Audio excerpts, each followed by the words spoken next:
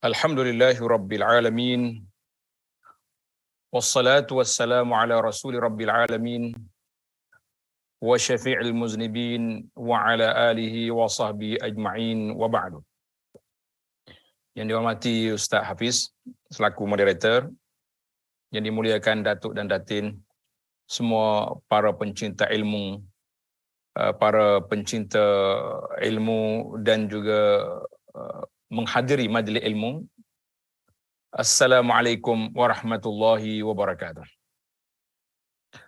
Alhamdulillah, pada malam ini 14 hari bulan 12 2022 kita dapat meneruskan pengajian kita dalam kitab Dunia Bukan Syurga.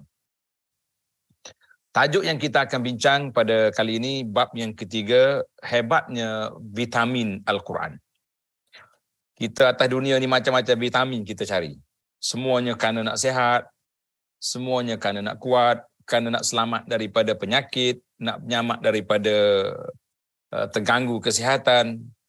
Maka kesihatan yang paling utama yang kita kena jaga, selain daripada kita jaga kesihatan fizikal kita, iaitulah kesihatan hati, kesihatan minda ataupun mental kita, yang kita kena jaga.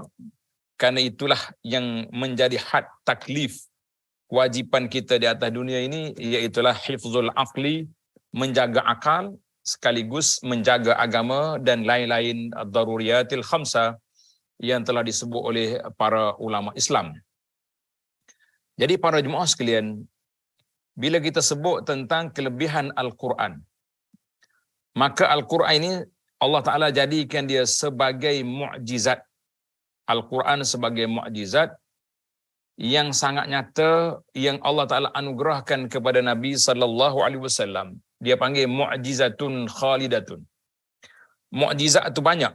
Ada mukjizat yang berlaku sekali je, seperti bulan terbelah, habislah. Mukjizat makanan sedikit jadi banyak, mungkin berulang pada zaman Nabi, tapi itu pun pada hayat Nabi sallallahu alaihi wasallam. Banyak lagi lah mukjizat air sedikit jadi banyak, mukjizat yang Allah Taala anugerahkan kepada baginda Nabi sallallahu alaihi wasallam, yang kita belajar, yang kita dengar daripada kitab-kitab yang dibaca, kitab-kitab, maka kita dengar, tetapi dianya berlalu dan menjadi catatan sejarah ataupun sirah Nabi sallallahu alaihi wasallam. Tetapi bila sebut tentang mukjizat Al-Quran, maka inilah yang dipanggil mukjizatun khalidatun, mukjizat yang berkekalan sampai ke hari kiamat. Tak ada siapa boleh cabar, tidak ada siapa boleh challenge, boleh apa saja nak buat tentang Quran, tak mungkin. Tapi walau macam mana, sebagai umat Islam, kita kena sedar dan akur suatu kejayaan yang dibuat oleh Barat, oleh orang-orang yang anti-Islam, iaitu menjauhkan umat Islam daripada beramal dengan Quran. Itu mereka berjaya dan kita kena akui mereka berjaya. Walaupun peratus kejayaan tu orang panggil turun naik lah. Ada orang yang kejayaannya sedikit, ada yang berjaya secara besar-besaran. Sebab apa? Sebab kita boleh baca Quran, kita boleh tadabbur Quran, kita kata alhamdulillah. Ada orang lain tu mungkin nak baca Quran pun tak boleh. Jadi kita alhamdulillah.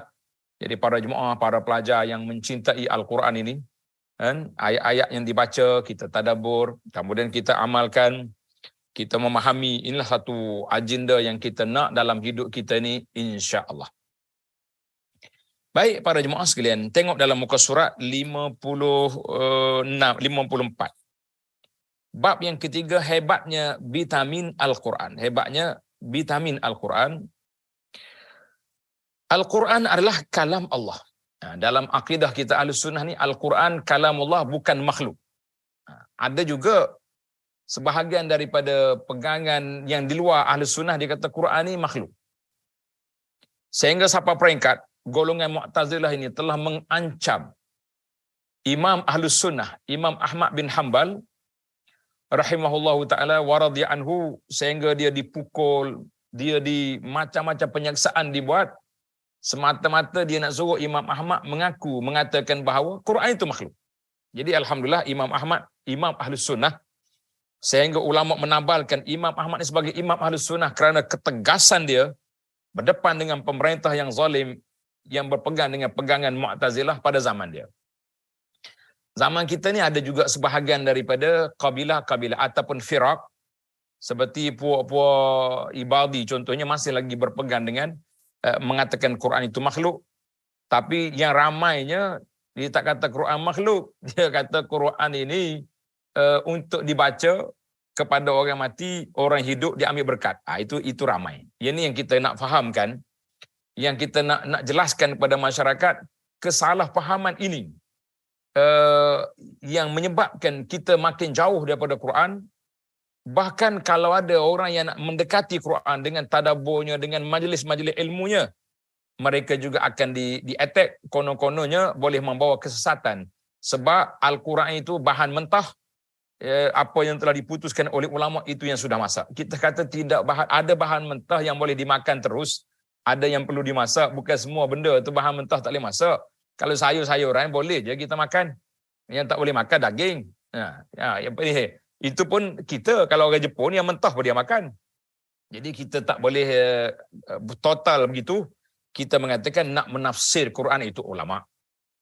Tapi kita baca tafsir yang telah diputuskan oleh ulama, itu kerja kita para pendakwah. Tuan-tuan dan puan-puan kena mencintai Al-Quran melalui ilmu-ilmu yang disampaikan oleh para ulama yang muktabar. Barulah kita ada garis panduannya insya-Allah. Jadi tengok dalam buku, Al-Quran ialah kalam Allah yang diturunkan kepada Nabi sallallahu alaihi wasallam, penamat sekalian Rasul selama 23 tahun. Dia panggil nuzul Quran munajjaman. Nuzul Quran secara berperingkat. Sebab apa diturun berperingkat? Mengikut keperluan. Mengikut keperluan.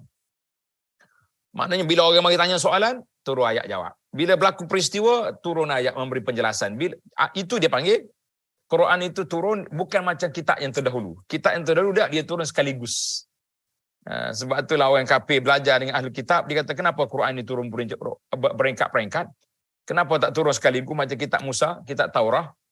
Kita mengatakan setiap kitab itu ada caranya dan ada gaya yang tersendiri.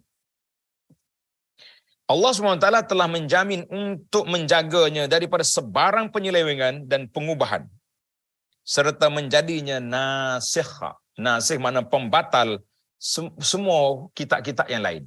Jadi kitab lain kalau bercanggah dengan Quran, terbatal kitab lain tu. Itu maksud terbatal. Bukan maknanya kitab Allah Ta'ala yang dulu tu tidak terpakai, tak boleh. Tak. Bila bercanggah dengan Quran, maka Quran yang diambil kira.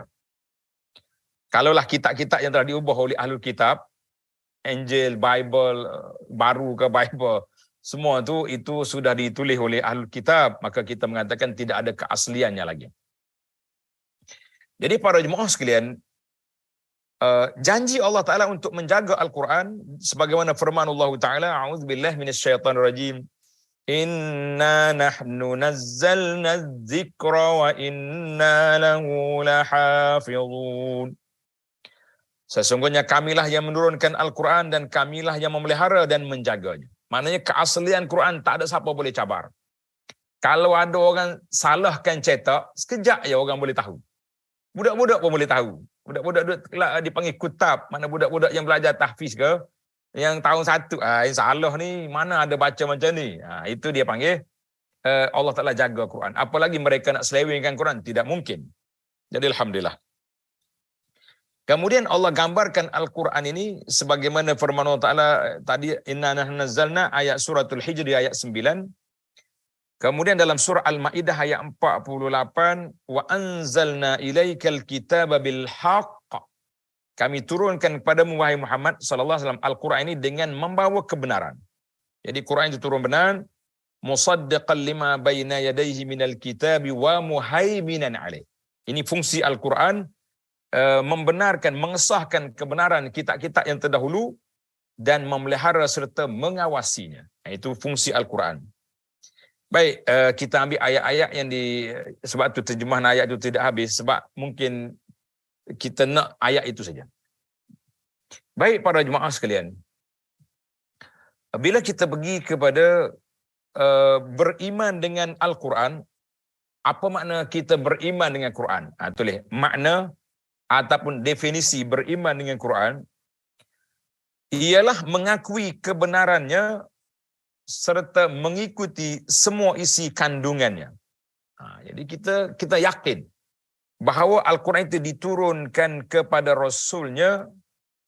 Al-Quran sepenuhnya adalah kitab Allah yang diturunkan kepada Rasulnya sallallahu alaihi wasallam, bahawa ia adalah kalam Allah Ta'ala yang hakiki, kalam yang Allah Ta'ala berkata-kata dengannya. Kita dah belajar dalam kitab yang bahasa dalam dalam sifat Allah Ta'ala. Bagi orang Malaysia ni kita belajar sifat 20. Salah satu daripada sifat Allah Ta'ala kaunuhu mutakalliman. Allah Ta'ala berkata-kata. Cuma khilaflah ulama tentang berkata bagaimana cara itu. Allah Ta'ala yang maha mengetahui, kita tak tahu macam mana Tuhan berkata-kata, sebab Allah Ta'ala sudah letak satu garis panduan. Bila kita bercakap tentang Allah, di sana satu ayat, laisa kamitslihi syai' wa huwas samiul basir. Tidak ada bandingan Allah Ta'ala itu dengan apa-apa saja, dan Allah Ta'ala sami, mendengar dan jago melihat. Baik. Ia membawa cahaya dan petunjuk, semua isi kandungannya hak, yakni benar dan adil, maka kita wajib mengikutinya dan beramal dengan Al-Quran.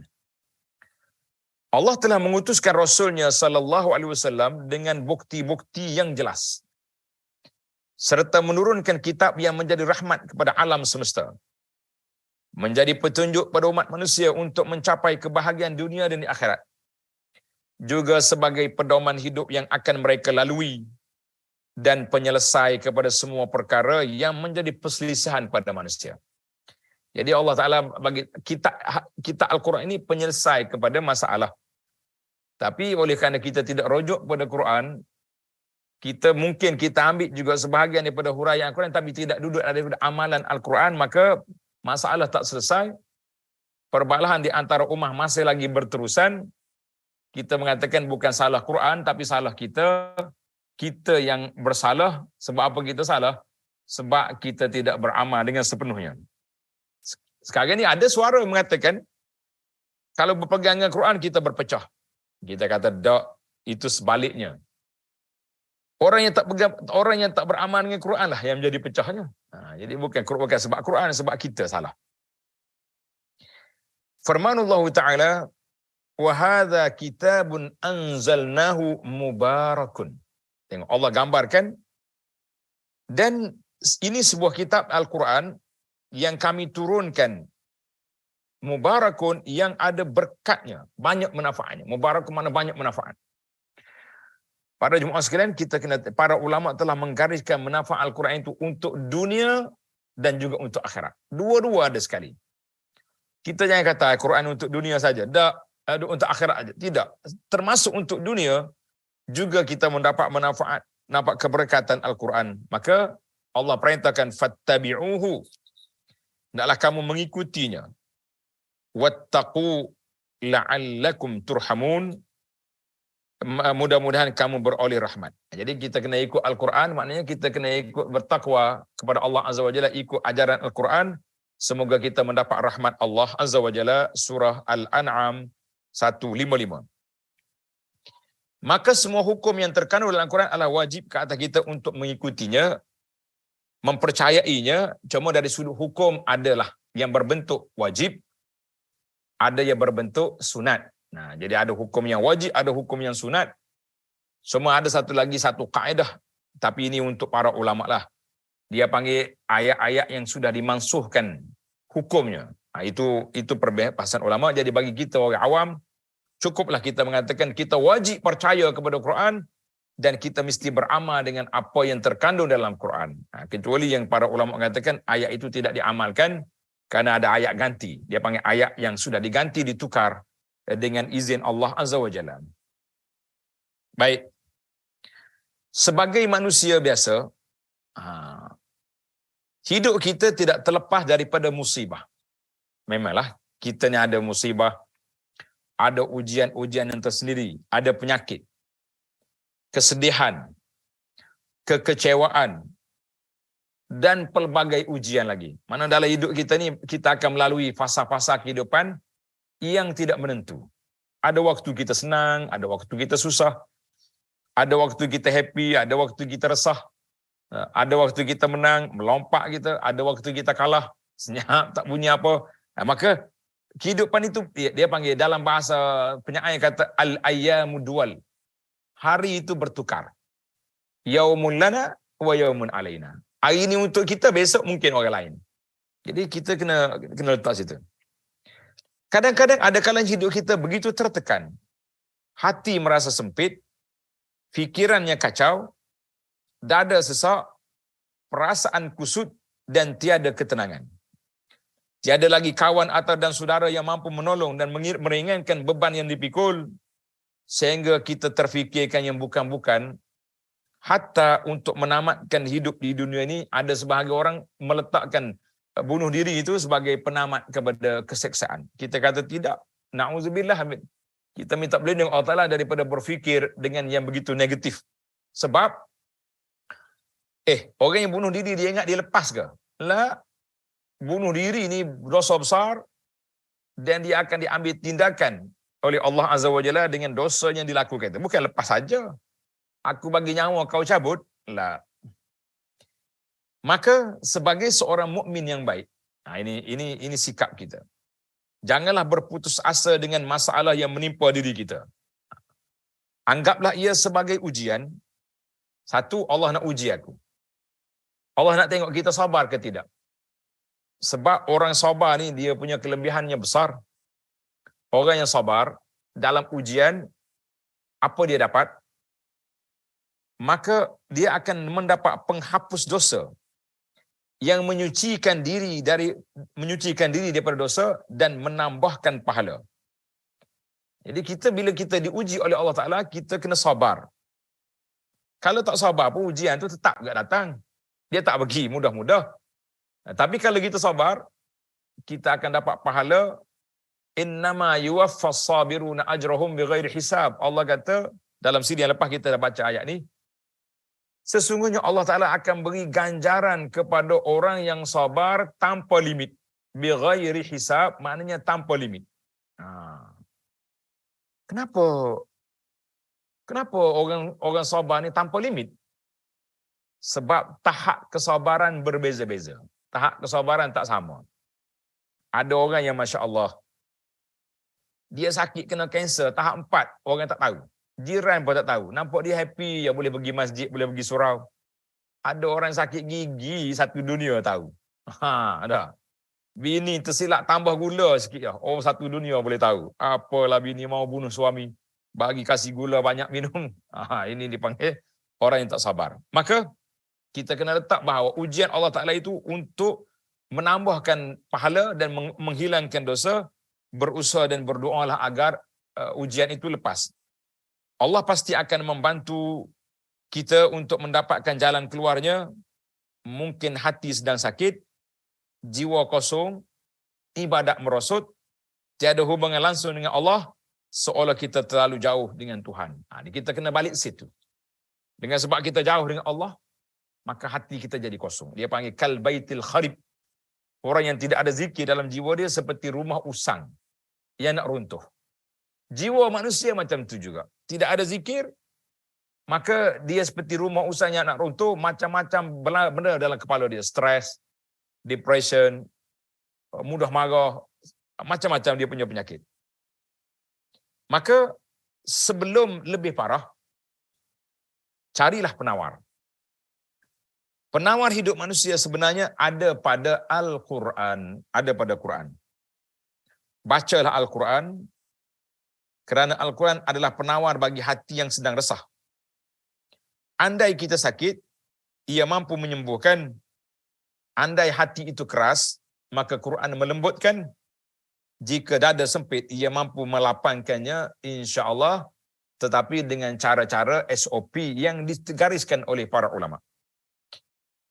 Dalam surah Al-Isra ayat 82, Allah Ta'ala sebut, وَنُنَزِّلُ مِنَ الْقُرْآنِ مَا هُوَ شِفَاءٌ وَرَحْمَةٌ لِلْمُؤْمِنِينَ وَلَا يَزِيدُ الظَّالِمِينَ إِلَّا خَسَارًا. Dan kami turunkan dalam Al-Quran ayat-ayat yang menjadi penawar. Ayat ni, ayat syifa dia panggil. Ayat syifa. Apakah ayat itu? Macam-macam. Semua ayat itu syifa. Kita pun tak tahu yang mana satu spesifiknya, susah. Sebab sama ada dia melalui hadis ataupun melalui pengalaman. Tapi yang pentingnya, yang menjadi penawar dan rahmat bagi orang yang beriman, surah Al-Isra ayat 82. Jadi bagaimana kita nak jadikan Quran itu penawar? Apakah tip, bagaimana cara? Dia bukannya ambil Quran, beli Quran, balik ke rumah, cium 3 kali, tidur. Sedar-sedar, oh, macam orang demam makan Panadol. Kan orang demam makan Panadol, selimut, sedar-sedar tu kebah dia panggil. Berpeluh. Adakah kita beli Quran, kita pun dakak dia tidur, sedar-sedar hilang dia punya stres? La, ya akhi. Maka ada cara dia. Maka jika hati sedih dan gelisah, ini dia punya perbincangan. Kalau hati sedih dan gelisah, ubatnya ada dalam Quran. Jika ada penyakit dalam hati kita, ubatnya juga dalam Quran. Jika kita sedang patah hati, ubatnya dalam Quran. Jika merasakan seakan-akan dunia ini menghimpit diri, maka bacalah Al-Quran, tapi Al-Quran itu dibaca dengan 3 dimensi. Kena ingatlah, cara baca Quran bukannya satu cara saja. Dia baca dengan 3 cara. Maka dengan itu, insya-Allah Al-Quran akan menjadi penawar hati dan pemberi ketenangan. Al-Quran bukan hanya sekadar ubat atau vitamin biasa, bahkan Al-Quran seumpama multivitamin, super suplemen, raja segala ubat kepada hati dan juga kehidupan seorang mukmin. Itu ya. Cuma cara kita guna. Dia kadang-kadang yang pentingnya, seorang tokoh ulama nama dia Ibnul Qayyim. Tanda nama dia ni Syekh Ibnul Qayyim rahimahullah. Dia kata Al-Quran ini semua senjata Quran tajam. Senjata Al-Quran tajam, had. Tapi ada kalanya tangan yang memukul ni, tangan yang nak pukul ni, yang pegang senjata ni yang lembek, yang tak kuat. Apa penyakit ni? Ada satu penyakit orang yang terketar-ketar ni. Penyakit apa nama ni? Penyakit ni kalau kita pegang pedang, pegang parang yang tajam pun, menggigil ni, pukul pun tak jadi. Mungkin jatuh atas kaki dia ya senjata. Al-Quran itu kuat. Cuba tengok dalam kisah, dalam hadis yang masyhur ya. Yang sahabat-sahabat ni pergi sebuah kampung, dia minta nak jadi tamu. Tapi orang kampung tu bakhil, tak mau jadi dia tamu. Dia kata, awak duduklah pinggir-pinggir kampung ni lah. Allah Ta'ala nak uji mereka. Malam tu, penghulu kampung ni kena gigit, kena sengat ke hayawan berbisa. Habis ubat, bawa kampung mari tiup tak jadi. Tengok. Dia orang kata kita ni panik dah ni, tak nak buat apa ni, kesian ke tausiah kita ni. Kalau kita pergi tanya tu, orang-orang Arab hak duduk berkampung di tepi, di pinggir kampung kita ni, duduk berkhemah itu, kalau kita tanya dia macam mana? Pokok dia orang pandai. Dia orang pergi tanya. Kamu boleh ruqyah tak? Ni Syed kita, ketua kita sakit ni. Boleh je. Sahabat ni berani. Yakin. Tengok. Dia nak keyakinan. Dia pergi. Dia baca apa? Al-Fatihah. Baca surah Fatihah, tiup. Bismillah. Tup. Ada katanya, tafal. Dia ludah gitu. Lepas baca Fatihah. Seolah-olah si penghulu ni tak pernah digigit oleh apa-apa. Diangkat, buang gitu je. Hilang terus. Tapi sebelum dia baca tadi, dia ada buat perjanjian. Boleh nak suruh baca. Tapi oleh kerana kamu bakhil, tak terima kami sebagai tetamu, kami nak upah. Baca dengan upah. Dia panggil al-ju'l. Ju'lu itu kena bagi bayaran. Berapa nak bagi? Ada kata kambing satu kandang, ada kata 30 ekor. Yang pentingnya, banyak ekor kambing yang mereka janjikan. Jadi dia baca. Dia orang ni, bila dapat kambing ni tak berani nak ambil, nak sembelih, takut tak kena, takut haram ke, salah ke. Dia orang pergi jumpa Nabi SAW. Dia kata, ya Rasulullah, cerita sekian-sekian. Nabi kata boleh ambil je. dan masukkan nama aku sekali dalam saham kamu tu. Nabi ketawa sallallahu alaihi wasallam. Maka kita mengatakan sebab itu dia baca Fatihah aja boleh sembuh. Ada orang yang baca ayat kursi lari hantu. Ha. Saya tak tahu Ustaz Apih ni kalau baca ayat kursi hantu lari ke dia lari, tak tahu. Nah. Ha. Ada waktu di sekolah saya dulu ada seorang ustaz ni. Bila budak kena ganggu, kita pergi baca. Dia budak tu ketawa. Ustaz ni, tidur kuat dia kata ustaz ni. Bila mari ustaz yang ahli ruqyah ni, belum baca lagi. Bertempik. Oi, tak mau. Ustaz ni garang. Ustaz ni kata, aku tak baca pun lagi. Dia tengok. Dia panggil, Al-Quran itu syifa. Al-Quran itu memang tajam dia pun senjata. Tapi, quwwatur raqi, si pembaca itu mesti kuat jiwa dia. Kuat dia punya sandaran dia kepada Allah. Keyakinan dia mesti tinggi, barulah dia jadi mantap. Ni kalau sebab itulah tuan-tuan dan puan-puan ahli jemaah kita ni, kalau ada contohnya kita ada orang sakit, mari holo air, ustaz Hajar Haji tolong baca sikit. Jangan kata oi saya tak baca. Lah, baca dengan yakin, baca Fatihah je bagi dia. Kalau sembuh kita kata alhamdulillah. Kalau tak sembuh pun kita dah baca Fatihah, sekurang-kurangnya kita dapat pahala al-Fatihah, dia boleh minum air. Tak ada rugi. Tapi kita yang duk jual air jampi, kalau air biasa ni RM5 sebotol, dan kalau sudah diruqyahkan jadi 50, itu tak boleh. Sebab masalah jampi ni masalah kesan dia kita tidak nampak macam yang fizikal punya lain. Jadi kita kena hati-hatilah sebab mungkin orang pembaca tidak ikhlas menyebabkan kesan tak ada. Atau pembaca itu lemah jiwa, maka kesan dia tidak ada juga. Maka multivitamin ni, Al-Quran ni kita kena yakin waktu kita baca, waktu kita hurai itu, barulah dia diterima, barulah dia boleh jadi. Maka Allahu Akbar. Allah Ta'ala juga mengatakan bahawa Al-Quran juga menjadi penawar kepada segala permasalahan dalam dunia. Dalam ayat suratul Namli, ayat 89, Allah kata, وَنَزَّلْنَا عَلَيْكَ الْكِتَابِ tibyanan likulli syai.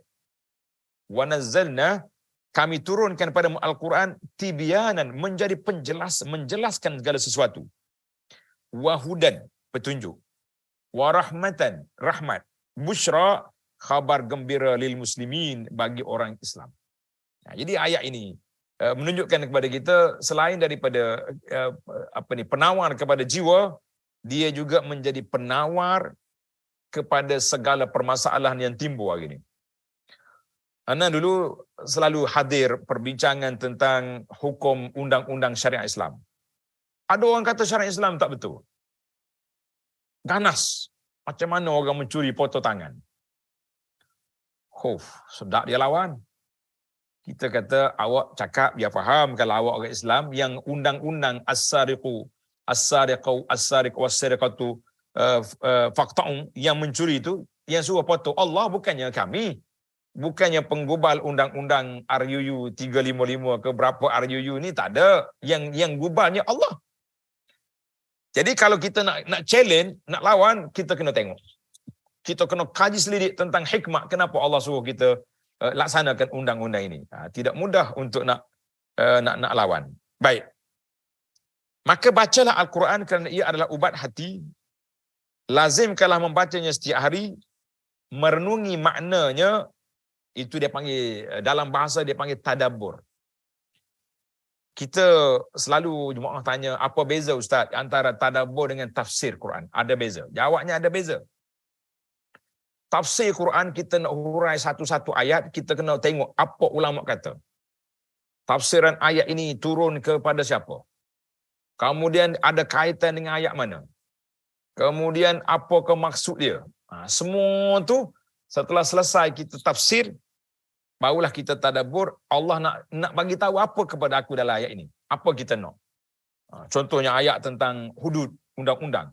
Jadi kita kena fikir bahawa yang kita besarnya kita kena fikir, ini undang-undang Allah Subhanahu Taala. Allah Taala suruh aku beramal dengan dia, maka kita kena letak kepatuhan yang jitu terhadap undang-undang Allah. Itu dia panggil ilmu kita tadabbur. Allah nak tengok kita ni patuh, akur ataupun tidak.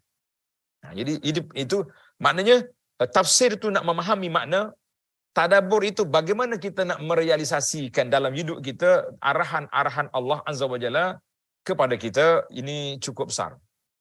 Baik.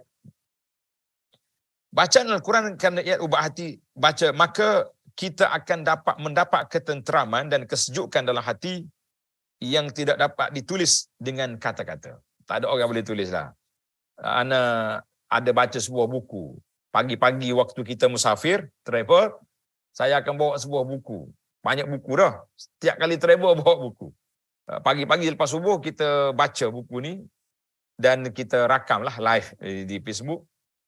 Buku yang kita dah khatam dia panggil Mafatih, Kunci Tadabbur Quran. Ada 10 siri ke berapa 11 siri. Sekarang ni saya sedang baca satu buku Hakaza Ashu Ma'al Quran. Beginilah caranya ulama salaf hidup berinteraksi dengan Quran. Tuan-tuan dan puan-puan, kita rasa pelik.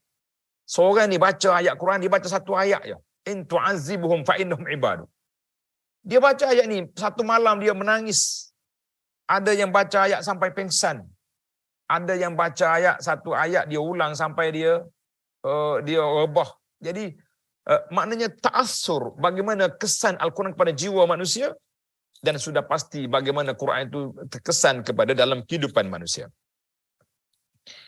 Maka kita hidup hari-hari ini dalam zaman fitnah dan ujian yang tidak dapat diduga, tidak dapat dikawal, silih berganti datangnya. Sekarang ni ujian kita berbeza dengan ujian zaman tok nenek kita dulu. Zaman nenek kita dulu alam biasa. Kita duduk ni di alam maya. Dulu kalau nak dengar cerita, orang mengata orang fitnah orang, kena pergi kedai kopi. Kena pergi tempat-tempat berkumpul, baru jumpa. Sekarang ni tak ada dah, duduk dalam poket kita je. Buka pukul 2 pagi tengok orang kutuk orang. Buka jam 5 sepatutnya kita bangun tahajud, kita bangun share benda-benda yang fitnah. Cukup dahsyat, tuan-tuan. Para jemaah sekalian. Jadi zaman fitnah. Kerana itulah para pendakwah kita mengatakan, kalau keadaan fitnah tidak terkawal, kita mengawal diri kita. Kita kawal diri kita supaya tidak terperangkap dengan permainan-permainan yang dibuat oleh orang-orang yang cuba nak memporak-perandakan kedamaian umat Islam, memecah belahkan kesatuan ummah, dan sekaligus bila kita wala tanaza'u fatafshalu, Allah kata jangan kamu bala, kamu akan lemah, wa tazhaba rihukum, kekuatan kamu akan hilang. Jadi kita kena balik kepada panduan Al-Quran. Jalan keluar atau penyelesaian ialah dengan berpandukan kepada kitab Allah Al-Quran yang di dalamnya terdapat kisah-kisah umat terdahulu dan yang akan datang kemudian, yang boleh kita jadikan pengajaran dan panduan. Contoh yang paling mudah, suatu kisah yang Allah tak ulang dalam Quran. Siapa dia boleh bagi tahu ni, dia hebat. Satu kisah yang tidak berulang, iaitulah kisah Sayyidina Yusuf alaihissalam. Allah sebut cerita dia dalam surah Yusuf. Nama dia disebut, nama dia banyak surah yang menyebut, tetapi kisah dia sekali disebut. Kenapa? Tuan-tuan tanda. Sebab kisah Yusuf adalah kisah masalah keluarga. Masalah kekeluargaan. Bermula daripada adik-beradik. Inni ra'aitu ahada asyara kaukaban. Aku tengok 11 bintang. Bermula daripada mimpi Yusuf. Kemudian dia maklum pada ayah dia. Kemudian berlaku episod Yusuf campak dalam perigi, dalam telaga. Sehinggalah Yusuf bertemu dengan mimpi raja, daripada mimpi kepada mimpi, maka Yusuf menjadi orang yang besar. Ini dipanggil kisah keluarga. Keluarga, anak beranak, adik-beradik. Sehinggalah Yusuf daripada seorang hamba diduduk di dalam rumah yang begitu banyak masalah dengan makcik dia, dengan wanita-wanita pada zaman itu. Akhirnya Yusuf, Allah Ta'ala sampaikan ke tampuk pemerintahan, ij'alni ala khazainil ardi inni hafizun alim. Jadikan aku penjaga khazanah negara, kerana aku hafiz, aku pandai menjaga, dan alim, ada ilmu. Jadi orang yang nak mencalonkan diri untuk mengambil tampuk pemerintahan, biarlah dia ada ilmu, boleh mentadbir, boleh menguruskan harta. Maka dalam kisah Yusuf, banyak pengajaran yang kita boleh buat, khususnya dalam hubungan kita dengan adik-beradik. Saya ambil contoh satu, dengan masa yang sangat terhad. Bila kita duduk berkumpul adik-beradik, jangan sekali-kali tuan-tuan dan puan-puan buka kisah yang boleh mengeruhkan suasana. Kita duduk tengah ceria, cerita zaman dulu, kita main berlari sana, berlompat tali, main lastik burung kat kampung, terjun sungai. Tiba-tiba ada seorang adik-beradik buat masuk isu semasa. Kita pula bertukar-tukar, berbeza bendera. Ada bendera warna ni, bendera warna ni. Keruh suasana. Jangan kacau. Tengok ni. Al-Quran bagi panduan. Dalam kisah Yusuf, dia kata apa? Ketika Yusuf bertemu ni adik-beradik dia, semua datang ke Mesir, mak ayah dia pun ada sekali. Yusuf kata apa? Alhamdulillahillazi akhrajani minas sijni wa jaa bikum minal badui. Segala puji bagi Allah Tuhan yang telah mengeluarkan aku daripada penjara dan Allah kumpulkan kamu semua daripada kampung ke Mesir. Ulama tadabbur berhenti lama kat sini tuan-tuan. Dia kata apa? Dia kata Yusuf ni cerdik orangnya, jiwa besar orangnya, la tasriba alaikumul yaum. Yusuf kata, tak ada salah kamu hari ni, aku tak ambil tindakan, aku tak akan korek cerita-cerita lama. Sebab apa? Sebab dia nak keruhkan suasana, tak ada. Tidak ada. Jadi orang yang berjiwa besar seperti Yusuf, dia tidak akan buat benda yang dibuat oleh orang yang jiwa kecil seperti zaman kita ini. Duduk cari kesalahan orang, kita tidak tahu apa yang patut kita buat untuk kemaslahatan. Maka Yusuf kata segala puji bagi Allah yang telah mengeluarkan aku dari penjara. Ulama tadabbur kata, kalau Yusuf tu kaya, segala puji bagi Allah yang telah menyelamatkan aku dari perigi. Tuan-tuan boleh bayangkan bagaimana merah, bertukar warna muka abang-abang dia. Sebab dia sebut pergi. Tapi Yusuf lari tajuk, keluar aku daripada penjara, yang memenjarakan dia Imra'atul Aziz, yang khianat kepada dia orang lain, dan alhamdulillah aku keluar daripada penjara, maka tidak ada kaitan dengan keluarga dia. Yusuf. Kisah yang kedua yang jadi iktibar kepada kita para jemaah sekalian, kisah Sayyidina Ibrahim alaihissalam. Laqad kana fi Ibrahim, kan? Dalam ayat. Allah kata, ambillah contoh yang baik pada Ibrahim. Ibrahim, dia berlawan dengan ayah dia dalam bentuk akidah. Tapi bahasa lunak, ya abati. Berapa kali dalam Quran Allah gambarkan kata-kata Ibrahim pada dia, ya abati, ya abati, ya abati. Wahai ayah, wahai ayahanda, wahai bapakku. Daddy kalau kita sekarang ni. Jadi ayah, abah semua. Panggilan yang cukup lunak. Tapi tegas Ibrahim. Dalam bab mana? Dalam bab akidah. Apa lagi yang kita nak dalam kisah? Ashabul Kahfi. Surah Kahfi, surah yang dibaca setiap minggu.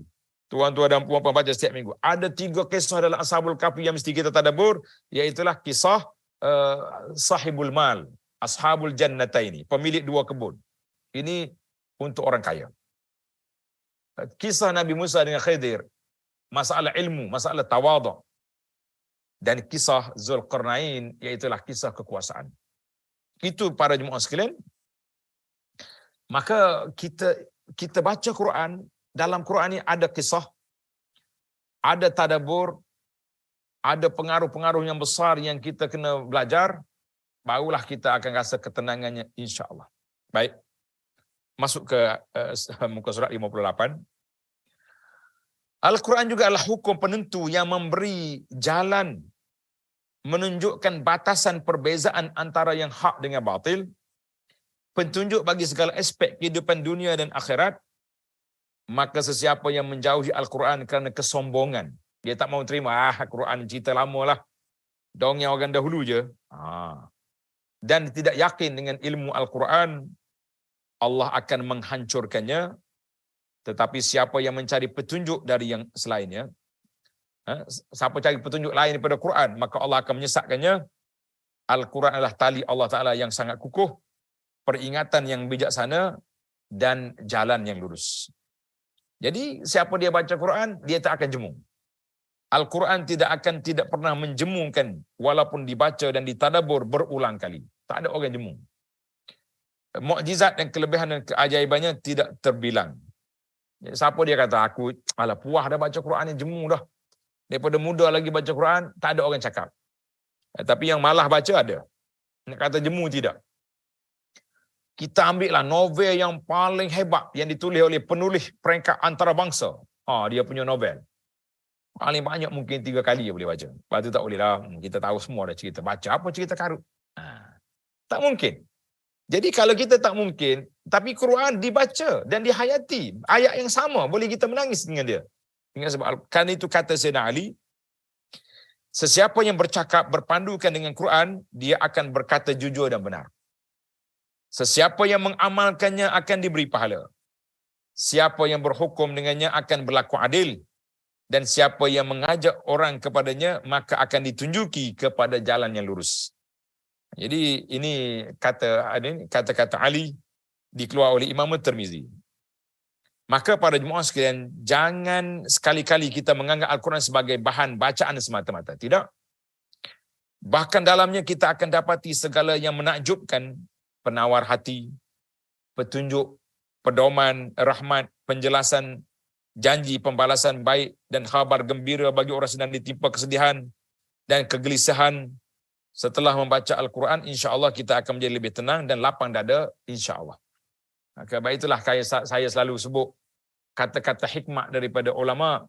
Dia kata, berilah masa untuk Al-Quran. Tulis kata-kata ini. Berilah masa untuk Al-Quran.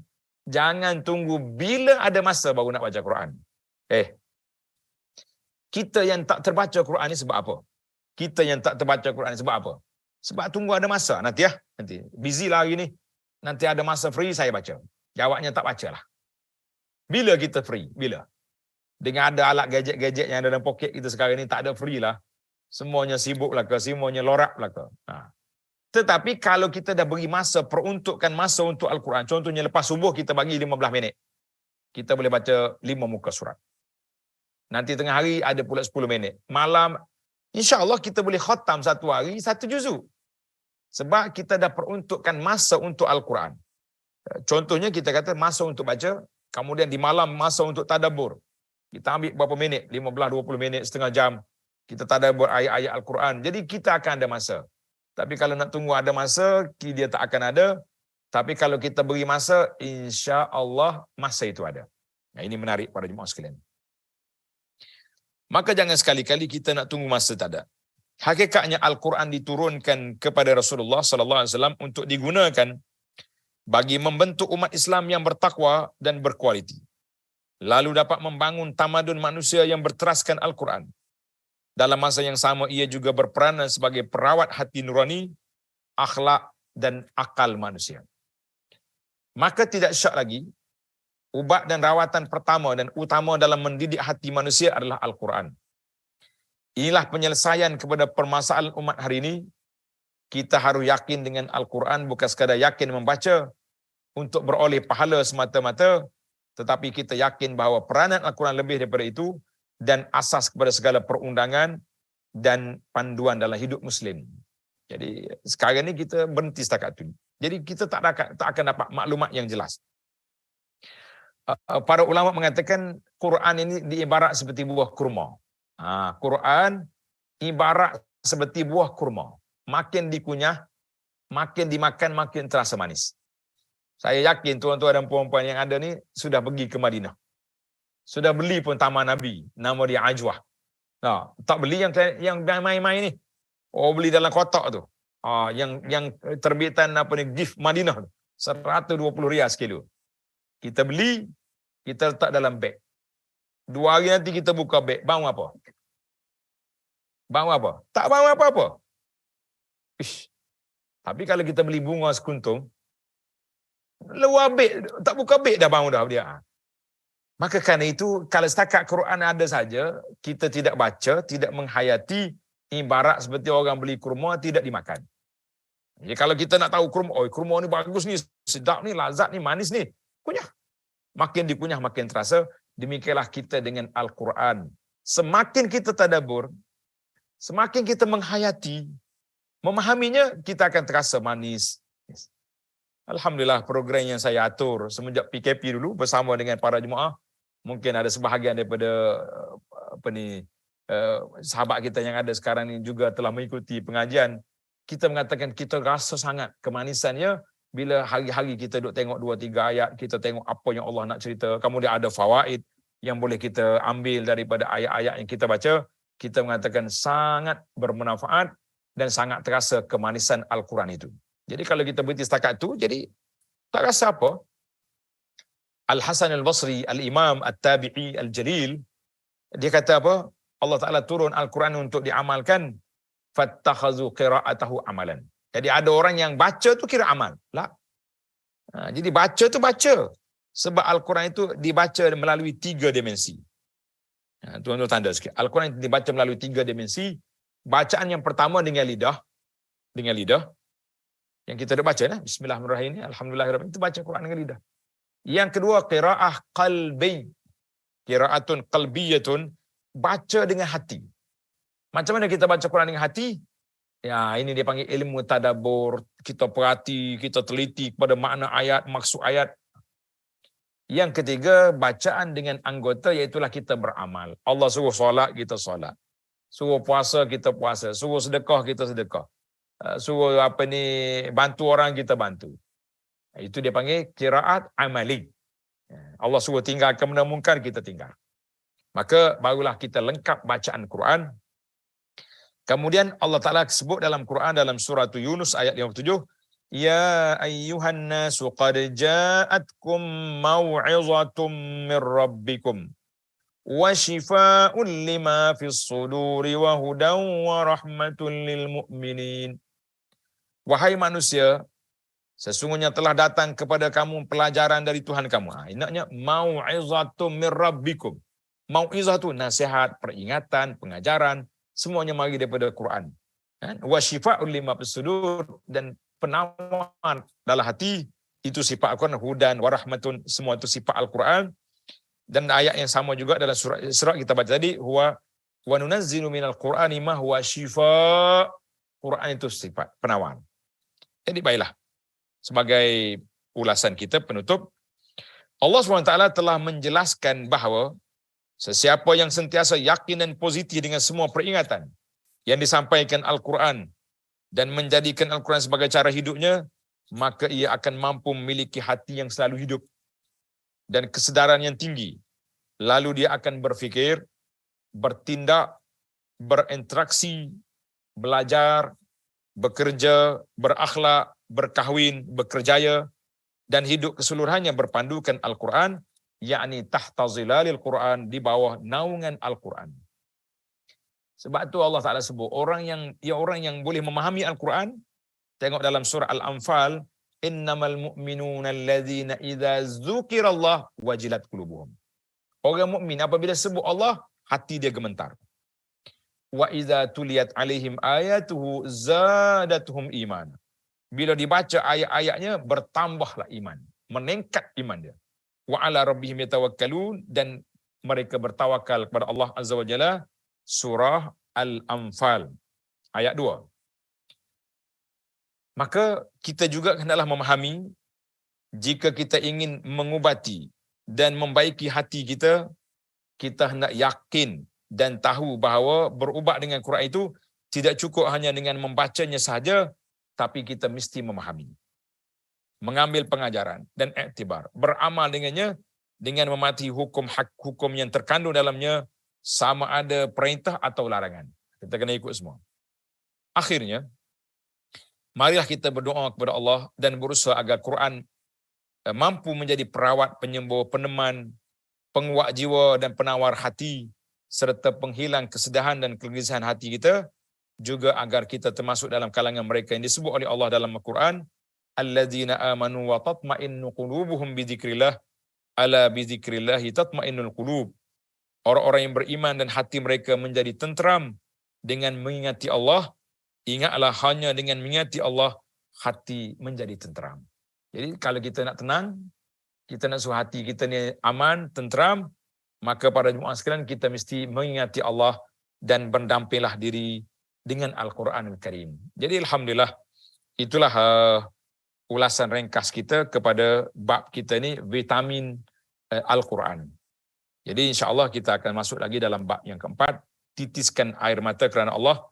Jadi sekiranya ada persoalan-persoalan, Ustaz Hafiz, boleh kita bincang-bincangkan insya-Allah dalam beberapa minit yang masih berbaki.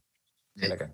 Alhamdulillah, jazakallahu khairan katsiran Al-Fadhil Datuk Dr. Abdul Basit Abdul Rahman hafizahullah taala di atas perkongsian berkenaan dengan vitamin Al-Quranul Karim yang telah pun dikupas dan diuraikan daripada bab yang ketiga ini telah pun selesai. InsyaAllah kita akan sambung bab yang keempat. Ada dua soalan, Ustaz. Yang pertama, tanya membaca Al-Quran di dalam solat dengan membaca Al-Quran di luar solat dalam keadaan tadabbur. Di luar solat bertadabbur. Ya, baca Quran di luar solat tetapi tadabbur. Dengan membaca Quran dalam solat, manakah lebih afdal? Dia dalam solat dan luar solat, memanglah kalau kita tengok kepada gaya pokok salaf, dia banyak baca Quran dalam solat. Biasanya solat malam, solatul lail. Solatul lail. Cuma kalau kita dalam solat, sukar untuk kita nak tadabbur ayat kecuali ayat yang memang kita dah hafal, yang kita boleh memahami makna dia. Jadi kalau kita tak mampu yang tu, tapi ada ya alat sekarang, boleh je kita letak Quran yang besar-besar, Quran digital contohnya depan kita, sambil kita berdiri solat ataupun kita solat sambil duduk. Untuk orang solat sunat ni ada keluasan. Jadi kalau kita boleh gabungkan di antara solat dan kita boleh tadabbur ayat, fabiha wa ni'mat, itu yang terbaik. Tapi kalau kita tak mampu, contohnya dalam solat ni sukarlah. Kita tak mau banyak bergerak ke apa dia, jadi kita letakkan bacaan dalam solat tu setakat mana yang kita hafal, yang kita ingat. Kemudian untuk tadabbur kita ambil ayat yang kita boleh banyak bergeraklah, nak tengok tafsir sikit, nak tengok apa ustaz ni cakap, apa yang dapat kita fahami. Jadi kita kata tengok situasi, tengok keadaan. Jadi dua-dua tu ada dibuat. Ada ulama salaf yang memang bertadabbur dia dalam solat dan ada yang dia baca je.